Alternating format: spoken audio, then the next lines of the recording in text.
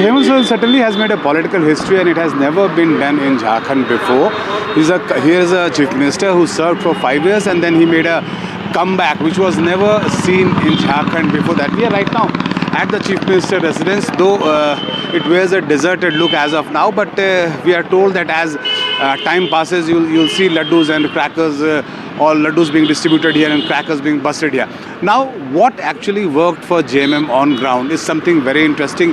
Hemant Soren was from day one playing a victim. He said that he was a tribal chief minister, a tribal leader, and the way BJP had not only targeted him, but he was sent behind bars.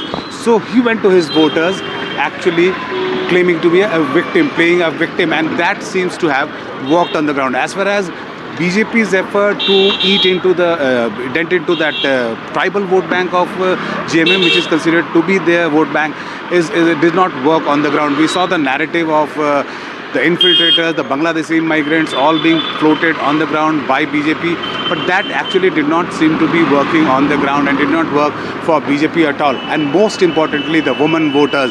Remember, Maiya Samman Yojana is the flagship program of JMM, and they have been giving 1,000 rupees stipend to women living below poverty line, 1,000 rupees monthly, and they've already given away four installments. Now, JMM has promised that if they are voted back to power, they would increase this stipend from 1,000 to 2,500 rupees.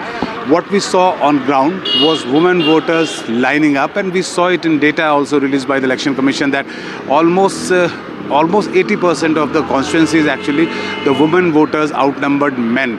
So is it because of the women voters who stood in the line and voted for JMM? So we'll have to actually dig deep into this data, but as of now JMM seems to be all smiling.